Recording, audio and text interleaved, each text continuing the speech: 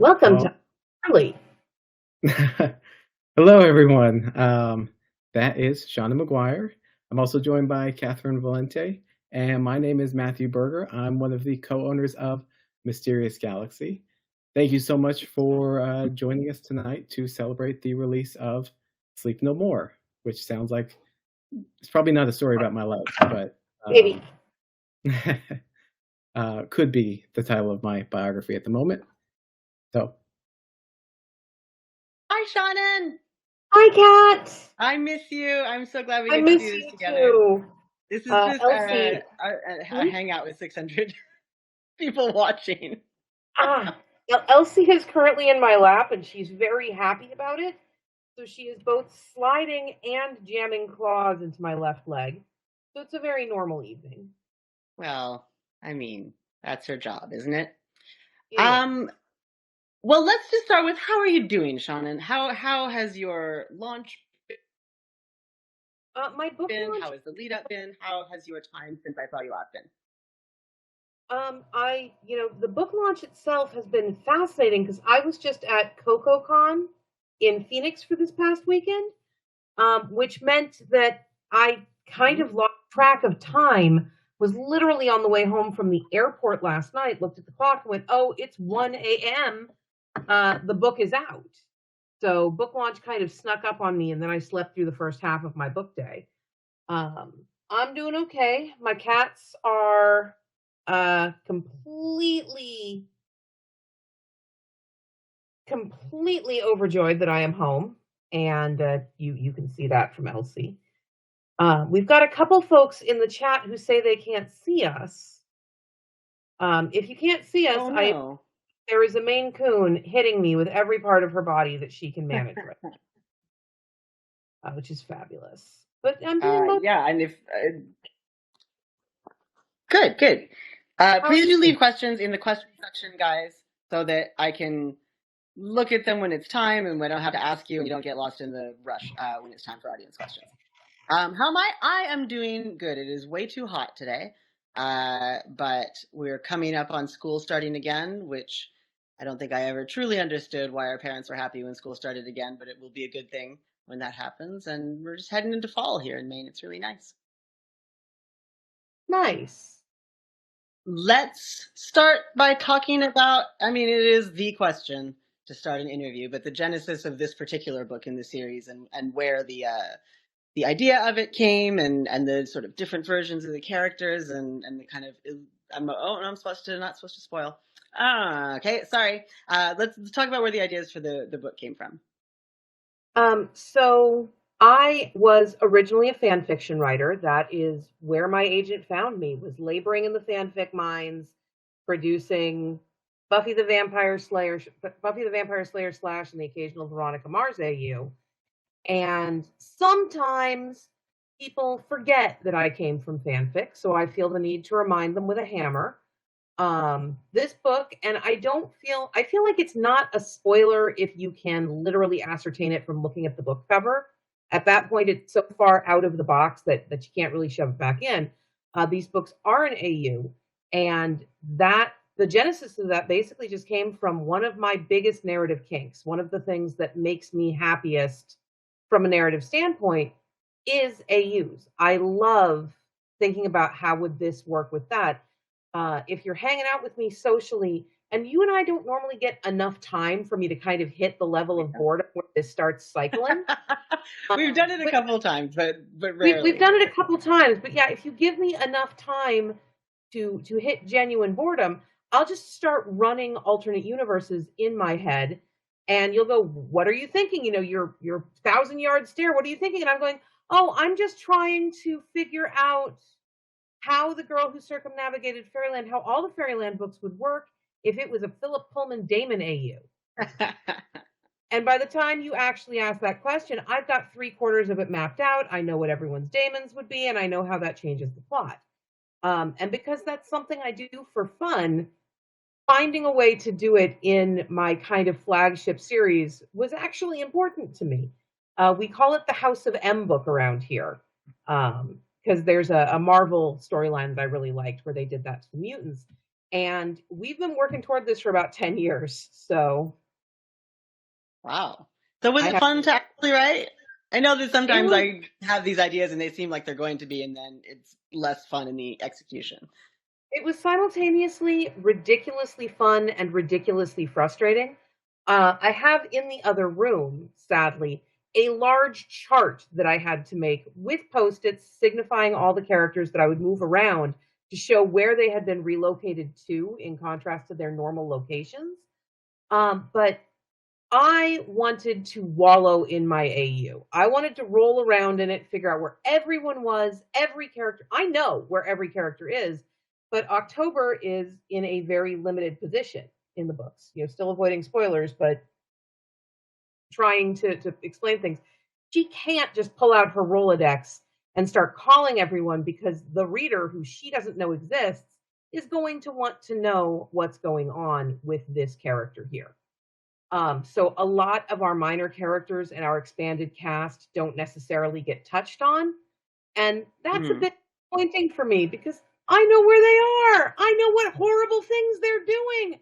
I would like to show you the horrible things. So that was the irritating part.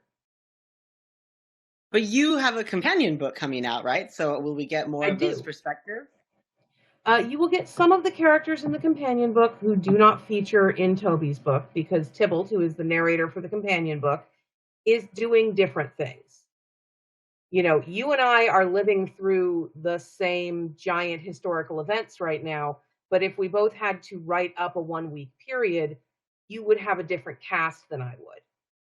Even if we had arranged to call each other every single night at the same time because we were trying to do this weird diary project, we would still have almost entirely different casts. And I would find out how Byron and Sebastian were doing from a comment you made on the phone call, not from seeing them in the same room. Well, so how did you come up with the ideas for these two books simultaneously, or was it in the writing of Toby's book that Tybalt's book sort of came to be? Kind of both and neither. I knew Toby's book was coming for a long time. I knew Toby's book was coming before I knew that Tybalt was the love interest on this series. So it predated very much. But before I even started writing Toby's book, I knew that there were going to be things that we needed to have Tybalt to see, that we would need an exterior viewpoint for things to make sense. Because one of my favorite things, I have a Patreon and I do a lot of Toby fiction there. And one of my favorite things about that is being able to show Toby from an outside perspective. Because she's basically a natural disaster that wanders around in an ill-fitting bra. And she doesn't notice that part. So we need other people to comment on it. Actually, ironically, the companion novel was originally going to be for my Patreon. I have written short novels and released them there before. So I was talking to my agent and I told her, remember last year when I did a whole InCryptid novel on Patreon? And she's like, yeah. And I said, well, this year I'm going to write a whole Toby novel. And she said, what? And I, the premise of The Innocent Sleep. And she went, no, you're not going to do that. We're going to take that to Daw and we're going to do it as a 2-part thing, which was the correct choice, honestly, because there are parts of the story that will make more sense and will fall together better once you've read The Innocent Sleep. Cool. And what is I'm sorry, I didn't hear that title. What is the title of the Tybalt book? The Innocent Sleep. The Innocent Sleep. I thought you said sleeve and I knew it was probably wrong. So I wanted to correct that. Yeah, it's so cool to be able to do that. I mean, obviously I've occasionally done it as well to pull out from one book and create others. And you did that a couple of times with a couple of different series with your wonderful children's series as well in Middle Game. Yes. Sorry, go ahead. Yep, no, go. I thought that was a question, so I was just going to be like, yes. No, yeah, it was. Yeah, no, it was. It was. Is great. No, I was going to ask how because you're coming, this is like book 17. Like you're coming up on Toby just having been part of your life for so long. And I was wondering how you were feeling about her and her evolution and her part of your world. I mean, Toby has actually been a part of my world for longer than it looks. I am 45 right now, which the age of being able to lie about how old you are kind of went away. Wikipedia started listing our ages. I first wrote the very first draft of what became Rosemary and Rue when I was 19. So I have been writing the Toby books for 26 years. I have been writing Toby for more of my life. I wasn't writing Toby. And I honestly don't know how I'm gonna react when we're coming to the end of this series. I think I'm going to grieve like someone has died, legitimately. But we are still on kind of the track that I mapped out at the beginning. I've always known where I was going and roughly the shape of the acts it would take to get there. I won't pretend that I have known every single detail all along. There is a character who dies in book 5 that in the original draft of book 5 didn't die. I wanted that character to survive, and it was pointed out by my editor, who was right, that letting that character live actually damaged the emotional through line of the book in a very negative way. So I had to kill him. But that meant that book 6 started with Toby at a very low depressive point, kind of grieving that I hadn't intended her to be at. So I had to figure out how to get her out of that. And book 6 kind of happened because I killed a character I hadn't meant to kill. And that's not the only time that's happened, that we've had a book occur because of things that happened elsewhere in the series. You've probably experienced the same thing, where when you first plotted out something at the beginning of your career, you were plotting out the best thing you could write. And then by the time you got to it, you were a better writer. And because you were a better writer, your characters could be smarter and make different choices. Not necessarily better choices, but different choices that you had the skill to write now. And that creates new complications. And that can take the story to places that you had not originally planned for. So we have run into that a couple of times. Do you know, at least like in your mind, how many more books do you think? Or I do. I am not allowed to admit that my agent will hit me with a baseball bat, but it is several. Okay. I'd love to talk a little bit about writing a long-running series, because I find it's one of those things that so much advice for writers is about breaking in and breaking through and writing your first novel and everything. And there's just not a lot of discussion about the different skill set involved in keeping a long running series fresh and going and interesting and dynamic for characters, not rushing toward, the ending. And I think that you're probably one of the best people to talk about that, because you have these multiple long running series and you do a great job making sure that there are surprises in each book and it never feels superfluous or like it's just an extruded contract book. And I'd love to hear you talk a little bit about some lessons to be taken from writing such long series. You do run into some very exciting contradictions. As you said, keeping it fresh and making sure there are surprises. You have to do that or people lose interest. At the same time, it has to be exactly the same. People are coming to the series because that has become their comfort food. Those are their friends. They want what they want. There are days where I am tempted to put arsenic in the water of my fictional show and kill off half the supporting cast, not because I don't love them, but because anytime they don't feature heavily in a book, I get people literally yelling at me, like sometimes vocally coming up to me at book signings and the like, going, well, why didn't this character feature? Why didn't the character I love get to have more time on screen? And that does become, because one of my strengths that is also a failing as a writer, and it is a legitimate failing, it has caused me to have many fights with editors, is I am very linear.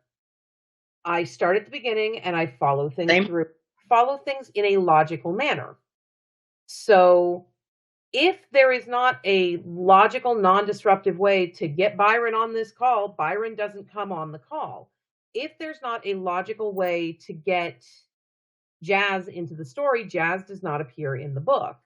And after the series has been going on for a while, you accumulate such a large supporting cast that even just doing a 1 or 2 sentence recap on where everyone is to satisfy people would take up chapters. I start the book where the story begins, and I end the book where the story is over, and that has occasionally led to people being upset because they thought that I had started too soon or I started too late, I left something out, whatever.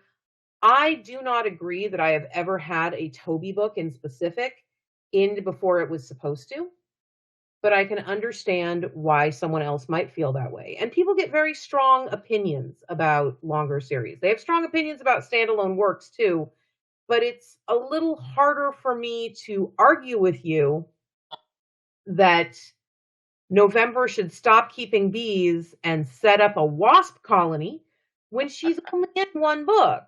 If I have 15 books of November and her bees, I can start coming to you with articles about colony collapse disorder and just being like, look, species of wasp that makes blue honey. Wouldn't she be happy to have blue honey? They're assholes. You do not want to keep these wasps domestically, but they do exist.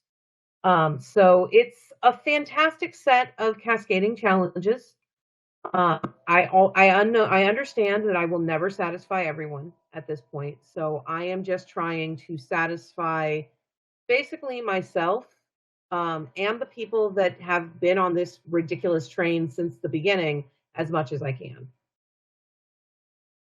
Well, I mean, I think satisfying ourselves has to be one of the first missions of a writer. It sounds selfish, but like that's how we got here, right? Like we wanted to write something, we had an unsatisfied part of ourselves that we wanted to put between two mass market paperback covers, and that was what started these series. So I think satisfying yourself is probably the way to end things. Then at least somebody's satisfied. Yep. I want to remind everybody at this point to put your questions in the Ask a Question section. We have about 10 minutes left before we will go over to audience questions. Sean and I are both, I mean, obviously enormous folklore fans. I got to say that just from my own perspective, do you feel like you're running out of fairy folklore? Because you seem to do it all. You seem to find every little bit of it from the bottom of the barrel. So I went to the University of California, Berkeley for a degree in folklore and mythology with a specialization in the folklore of England, Wales, and Scotland.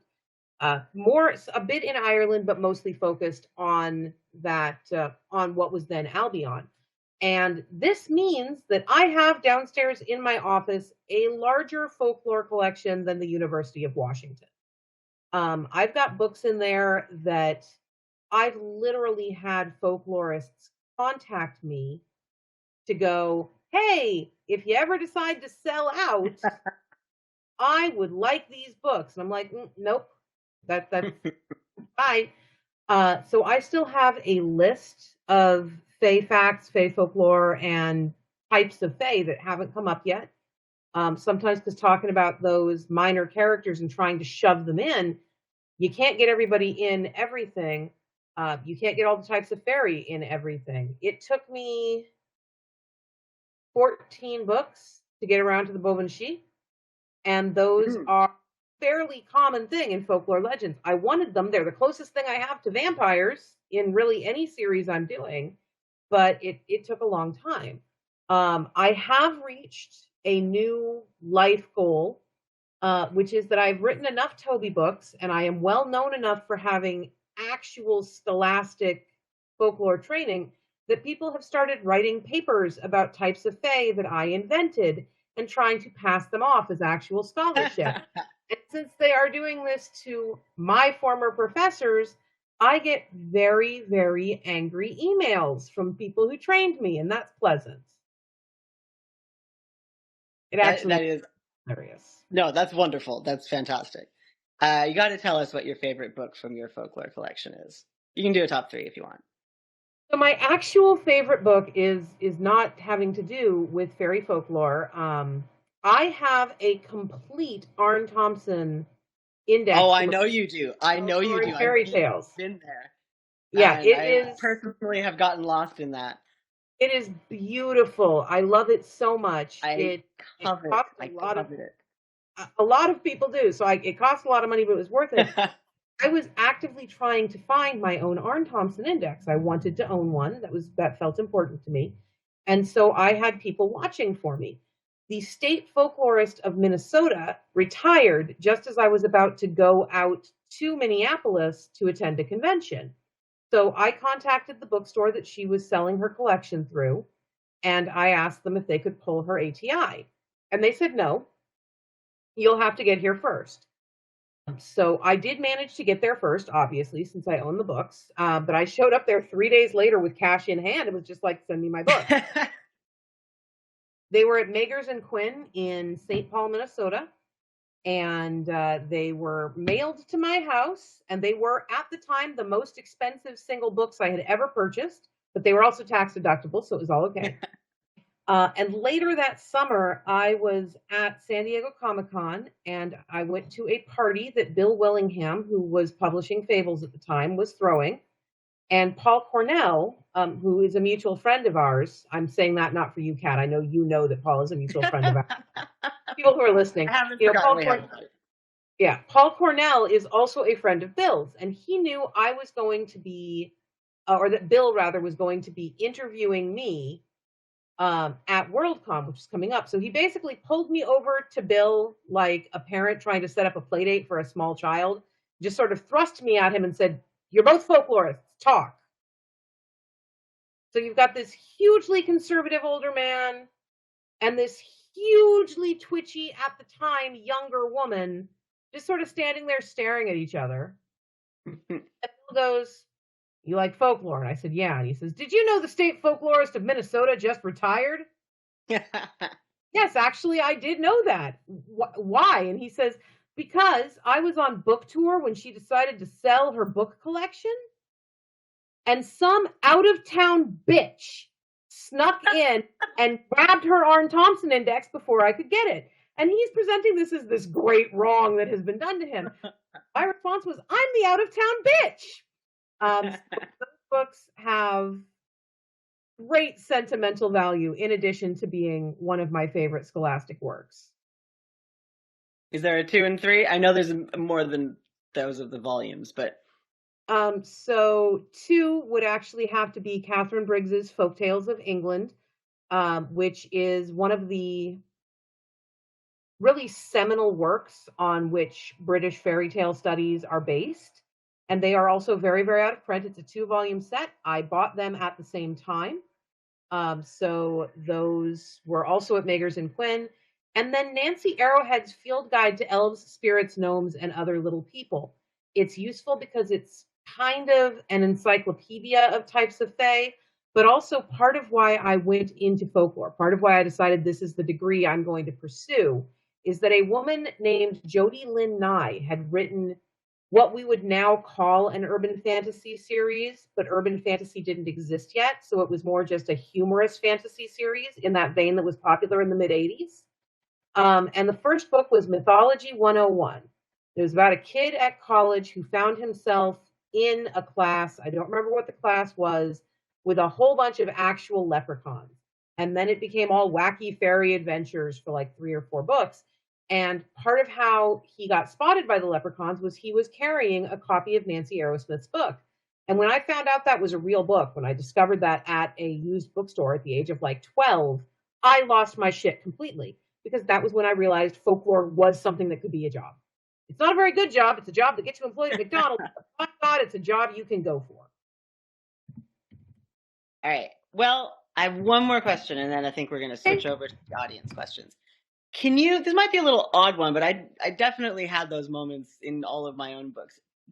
Tell us about your best day writing. Like, what was the most, not necessarily the most fun, but the one where, like, you turn the computer off and you know you did a great job that day? So I have a book. I mean, I have several books, but I have a book called Middle Game. And basically the first 10 or so years of my career were just me trying to get good enough to write Middle Game. I knew that book was coming the whole time, but I also knew I didn't have the skill to pull off some of the things that that book needed to have done correctly in order for it to fall together. And I decided I was ready. I'm ready to write Middle Game. I think I can do it. And so I said to my agent, I have a standalone adult fantasy novel I want to write. It's called Nativity of Chance. And I think that you should let me do this. And she said, why? And I tried to explain the book. And it did. I don't know if you've read Middle Game. It is not very easy to explain in short form. No, it's very much not, but it is my favorite of your books. I tell people that it's a Tim Powers book that got lost on its way to where it was supposed to get written. But it is in many ways more similar to your work than most of my work is. It's very convoluted. It's built on revising reality, lots of time loops. Like, it is confusing as hell. So I tried to explain it to her, and she said, no, that you can't, that will not sell. You cannot do that.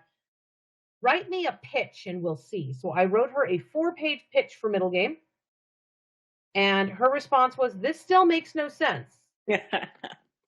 But I had a gap in my schedule at that point in time.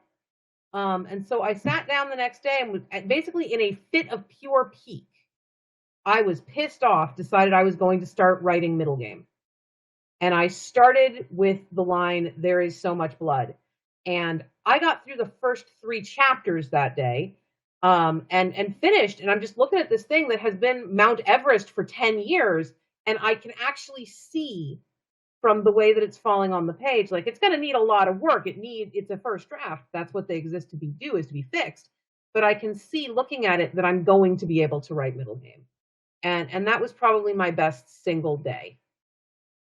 That's wonderful. I totally know what you mean about not being a good enough writer yet. That was absolutely radiance for me. That I had the idea long before I was capable of writing that book. So I totally know what you mean.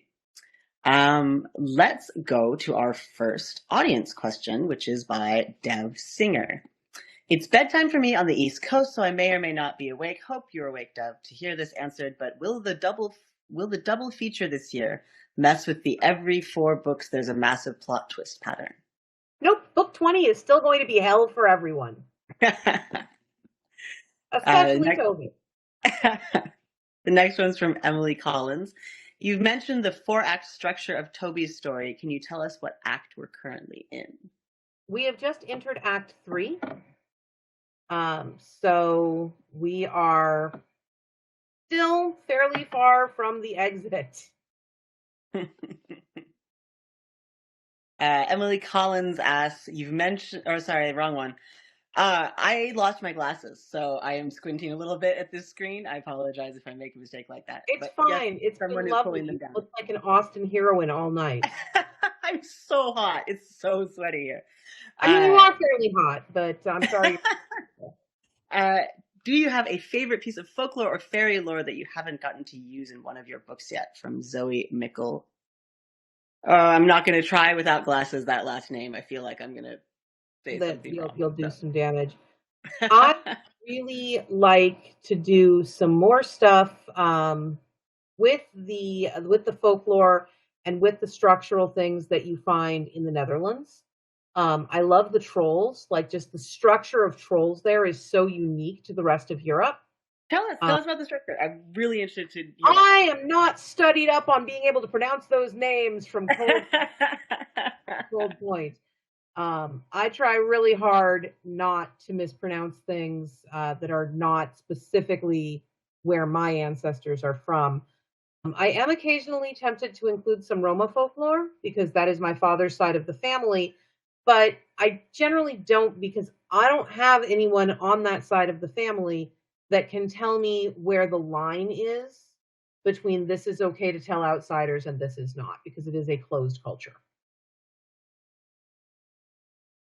Next question we talked about a bit in the beginning, but Jessica Lee asks, the book started out feeling very fan fiction AU, which I loved. What was it like writing alternate versions of the characters you've worked with for so long? It was so good. And occasionally so terrible, because trying to make people understand how people got to where they are can be difficult. If you've read the books, which I'm assuming anyone who's stuck it out this long has actually read the books, there's a character we meet all the way back in book 1. His name is Quentin. And that early version of Quentin is extremely hidebound and basically has a stick up his ass that you can see it when he yawns. He does not think well of changelings. He does not think well of the human world. He's kind of a dick. And that is canonical. That is what we saw of that character at the very beginning. Well, when I'm dealing with him in this world, this is a version of Quentin who would never have had any of those beliefs challenged or questioned. So when we encounter him in this AU, I have had a couple people go, "Were you mad at Quentin? Do you not like his character?" Because he's kind of an asshole. But he would be kind of an asshole without Toby's influence on him, starting at the age of 12.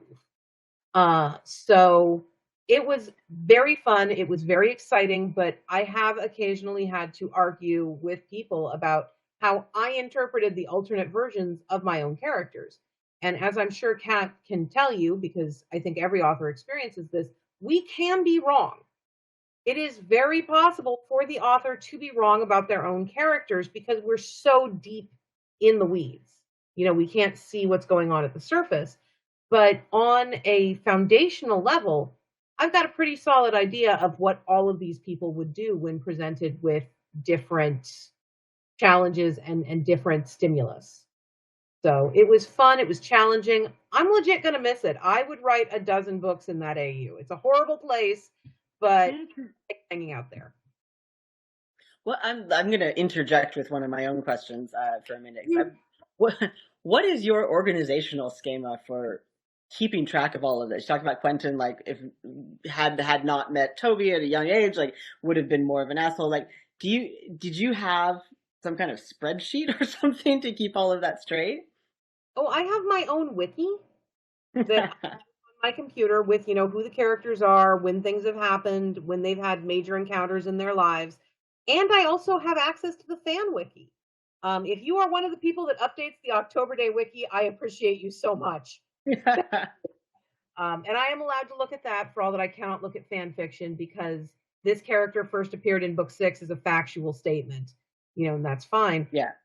But for the alternate versions of them, I would go back and reread their first appearance if I needed to and just be like, okay, what was this like? What were they like? What was going on? What would they do if I removed this particular stimulus? And there are a couple characters for whom the alternate world is a better place. For most of them, they are miserable. Titania is a horrible person and has very much gone out of her way to isolate everyone to whatever degree she can. But for a couple of people, Titania can't really do anything to them. She can just put them in a better place. And writing those versions was kind of sad. Like, I am legitimately going to miss the version of Arden Windermere that you get to spend time with in this book. The next question is from Jessica Lee again. Is there any plan to publish all the shorts as a collection? Well, if I tried to publish all the shorts as a collection, it would be approximately this thick, and it would cost $180. There are too many. That said, there are not currently any publisher plans for a formal collection. Collections don't sell very well. They never have. And that is part of why you tend to see the collection series is finished, because a short story collection in the world that is part of the series, the numbers that it gets sales-wise will impact how many copies of the next novel the bookstores order. And that is incredibly capitalistic, and I hate thinking about art on that money-motivated of a basis, but if Barnes & Noble generally orders 10 copies of any given Toby book for their shelf because they know they'll sell 10 copies, and they only sell 4 copies of the short story collection, they'll only order 4 copies of the next book. And that's going to cut into my sales and cut into the availability for you in a way that, quite frankly, can cancel a series. So I don't think any publisher is going to want to start collecting the shorts. Now, I wish they would. And if like Subterranean Press or someone else where the sales numbers didn't matter in the same way wanted to, I'd do it in a heartbeat, because I would love to be able to put the shorts into chunks based on what forms a reasonable portion and go through and edit them and make sure everything lines up the way I want it to, because some of those were written years apart. And I'd love to be able to just pull them all into alignment with each other. And that would make me happy, but it would take a lot of time. Andrea asked, does the companion book also have a bonus novella? Yes, it does. The bonus novella in the bonus novella in the companion book. I am trying to remember what it is called because I've got the thing here. I've got the list, but it is normally my short stories are put in chronological order in the file, so I can always just glance at it and go, oh, that is the weird Shakespeare title that I decided would work.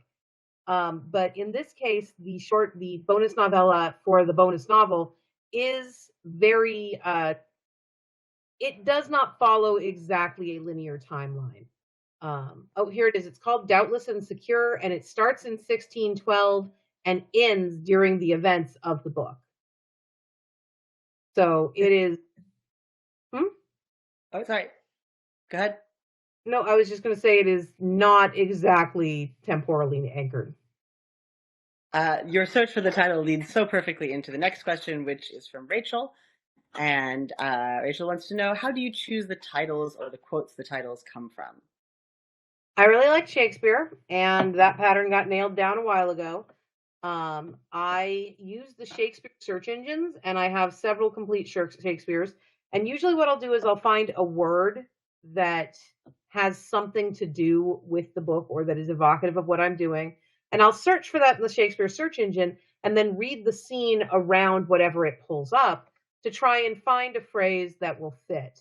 I actually got frustrated several books ago and in a stompy, I'm having a temper tantrum right now sort of way, complained that there were no more Shakespeare phrases left to go. No more. This is obviously. But at the time, I was also answering the phone with Night in Silence, who is here. And I did that to my agent. She went, have you called a Toby book Night in Silence yet? I'm like, oh, shit. So it is very piece by piece. I just look for phrases I like, and I have a list. Our next question is from Mysterious Galaxy itself. Thank you so much for hosting us tonight, guys. It's such a wonderful institution. It is a bookstore, but it is an institution at this point. For both of us, what are we excited about right now in science fiction and fantasy? I just got a copy of the follow-up to One Dark Window, and I'm excited about that. I'm really loving the current move toward let's have some books that are kind. Not without stakes, not without conflict, but the book itself is kind. I think we need more kindness. Legends and Lattes made me really, really happy, and I've read the sequel, Bookshops and Bone Dust, and I think that's going to make people happy too. I'm never really sure what are you excited about right now in science fiction means. Is that upcoming books? Is that I'm not sure I get it either, but I get just read. Because if it's things I just read, the convention I went to this last weekend, the con chair brought me a stack of Guy Smith novels. And Guy Smith was a genuinely bad British science fiction and horror writer in the 70s. He wrote Night of the Crabs. I love his work. It's like reading Final Destination boiled down into cordial. And so I'm very excited about that in science fiction right now, that I have this stack of out-of-print ancient British horror novels to read. Well, that is always part of what's going on in science fiction is our excitement at rediscovering old ones. But yeah, I mean, I agree about the kindness trend, and I think it's kind of funny because I remember when you and I were both first starting out, there was this whole sort of conversation about how we're like, we need more optimistic science fiction books. It didn't really happen in the moment. It's happened sort of organically now with the trend you're talking about in Becky Chambers and all that kind of stuff. But then I think it was just kind of aggressive, like, we need more optimistic books about science fiction now. And it just happened in its own time. But I think there was a real hunger for it, and it's really nice to see less sort of emphasis on the grimdark and making everyone feel as horrible as possible. Present company, obviously, often accepted. There's still room for making people feel horrible and showing us the horrible things. But I think that it's nice that in our own way, we had to, like, the world had to get just real bad before everybody was like, you know what, I'm going to write something kind and nice and happy, and it can still be in space and it can still have real stakes. And I also think that's a very exciting development, and I think it'll stick around for a while. I think so too. Serena asks, what's your favorite myth or lore?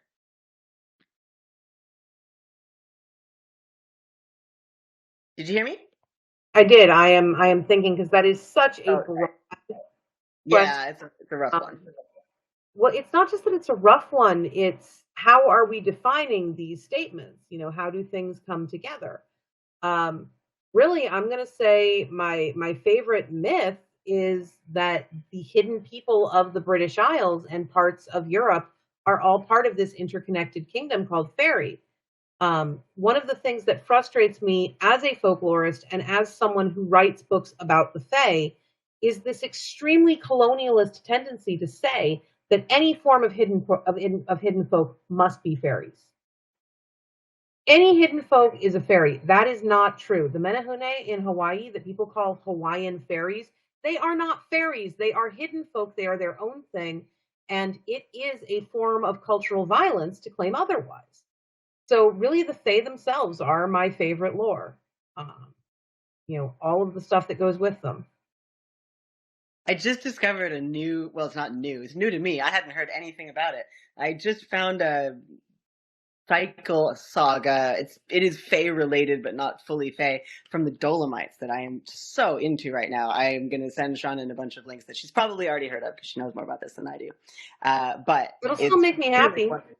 It's Dolasilla, the story of Dolasilla, and the Legend of the Fanes. Like, it's so interesting and so different than a lot of the cycles that I've read before. So we gotta geek out about that at some point. Yes, that'll be fun. Colleen Stewart asks, not Toby related, and I'm sorry for that. It's okay. But is anything in the works by Mira Grant? Nope. I'm surprised at that.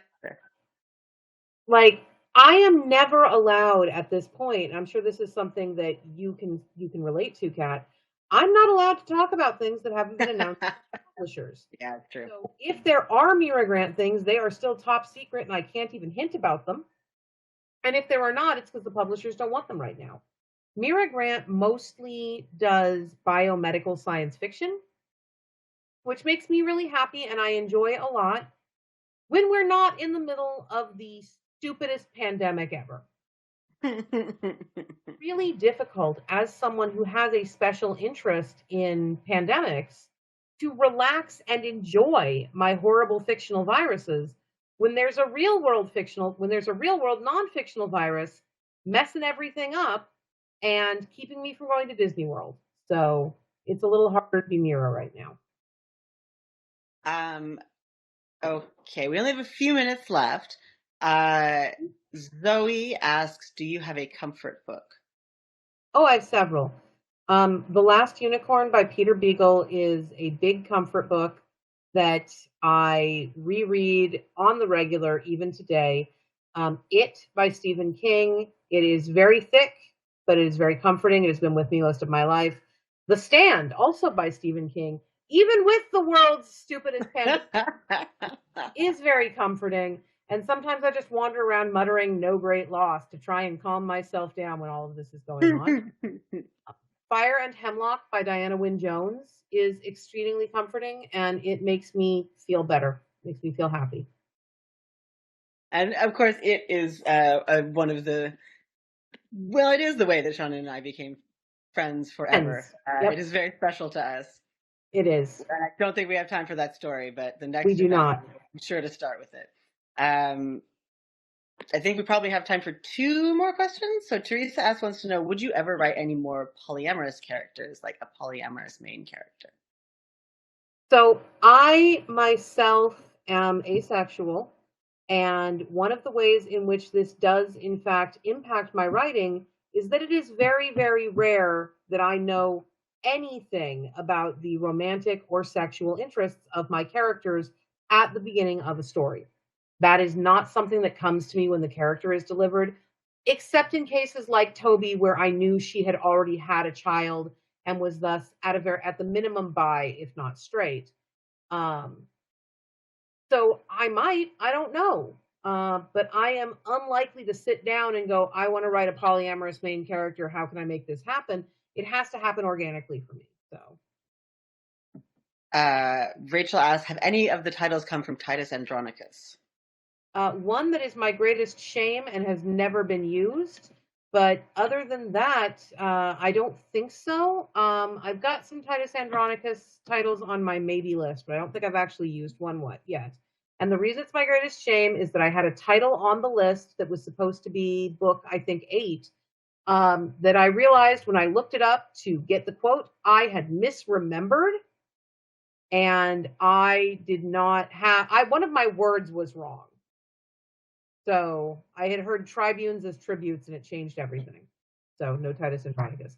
The next question, which I can see, is Spotify playlist. I don't have one. I'm not on Spotify.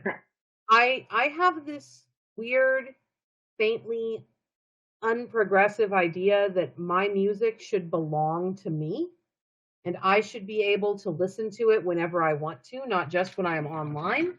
So I have this little box of an iPod. It travels with me everywhere, and it contains thousands of hours of songs that I can listen to anytime I want to. And I'm just not on Spotify, which also doesn't have a lot of the stuff I want to listen to. So I collect Counting Crows board recordings, and Spotify will not play me 80,000 different versions of Rain King. But the Counting Crows manager contacted me last year because he had heard a rumor that I might have the board recording from the Hammersmith show, and he didn't. And he traded me another 17 versions of Rain King for it. So, well, and what's wonderful. Sorry? Mm-hmm. Oh, there was just one question. You answered that first half of that question already, so I was thinking about moving past it. But is there something you've enjoyed watching? Yeah, Nimona was fantastic and a really great example of how you change things between settings. But also, I'm currently rewatching Elementary, and I will continue to state that Elementary is both the best modern Sherlock Holmes adaptation and 100% speculative fiction, because any world where Conan Doyle did not write his investigative detective is science fiction. What do any of the genres look like? Does Batman exist in a world where there was no Sherlock Holmes to introduce those detective concepts? And we're back to I love AUs. I'll just sit and think about what does a world without Sherlock Holmes at the foundation of its fiction look like for hours. Amazing. Yeah. I do think that wraps it up for us. Do you want to talk about anything else you might have coming out, Seanan? So I slipped, and this year became a 9-book year. I know, I'm so ashamed. It really was accidental.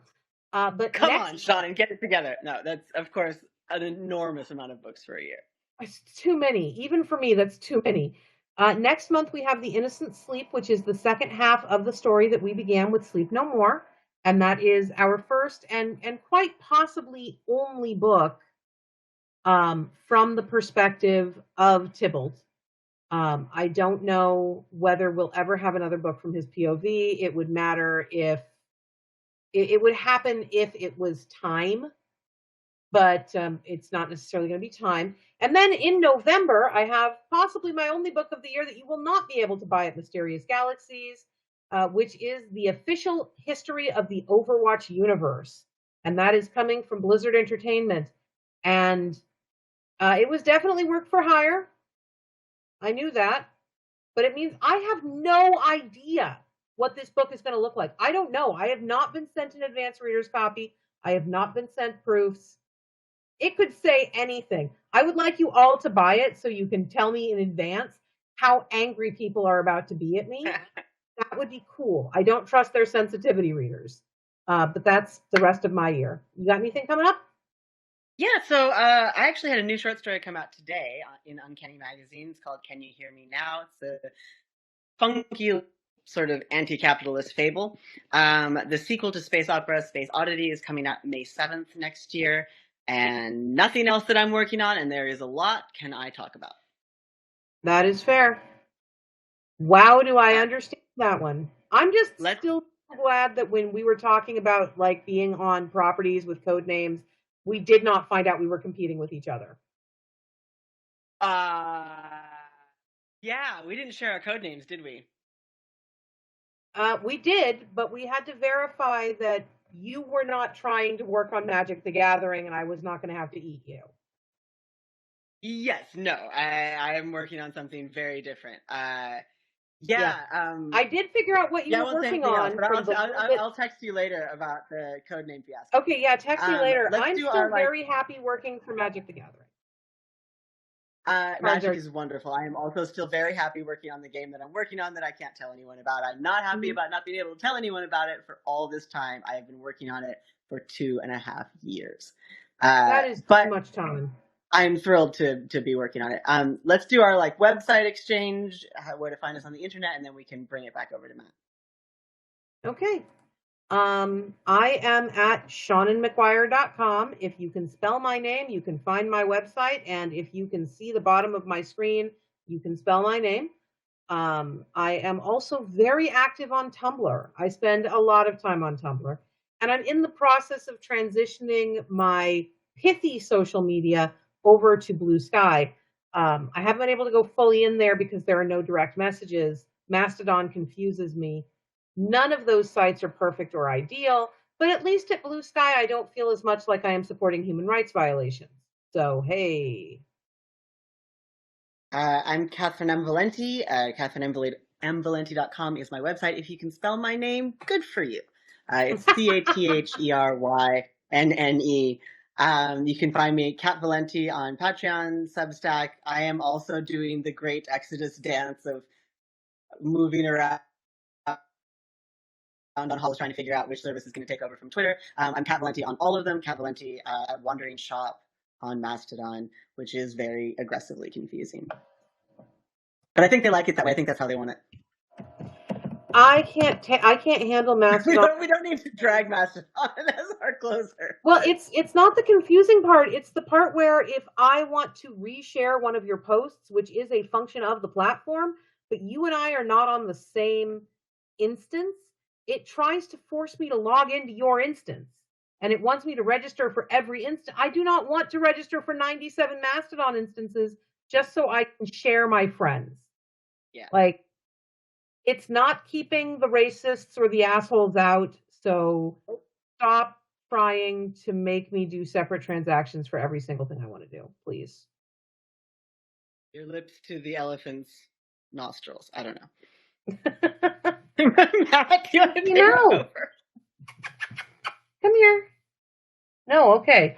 The owner of the bookstore has reappeared on our screens. I don't know if he's visible on your screen, but he is looking very indulgent. It's the expression I saw on so many English teachers' faces when I was a child. Like, oh, she's still going. Can you make her stop? But he has no sound. Muted. Charge. You still have no sound, my friend. Still muted.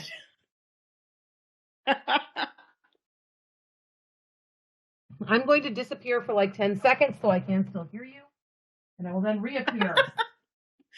Matt, do you want to put in the chat or? No, can you hear me now? I'm breathing Kelpie. Can you hear me now? Yes, I can hear you now. There you go. Yeah, I can hear you now. And here is Kelpie. Hello. Apple decided that we should use your iPhone as the speaker, so I disabled that, and apparently that also just disabled my speaker all around. But we're back. No indulgences here. I just enjoy listening to people drag Twitter and Mastodon. Everyone has favorite pastimes. So thank you to both of you for picking up when I suddenly disappeared, and to everyone who got through all of the technical difficulties. Thank you. The new Crowdcast has still got some kinks to it. Yes, your reward is Big Baby Kitty. She is 10 months old. Oh, that is Big baby kitty for sure. Oh, don't hide. But yes, thank you again to everyone. If you haven't already picked up Sleep No More, you should do that right now. You can use the button down below to get signed book plates and pins. You definitely want one of those awesome pins. The pins are gorgeous this year. I don't have one on me, unfortunately, since I'm not at the store, but you can check out our social media, or Seanan's, I'm sure, also has it on her social media.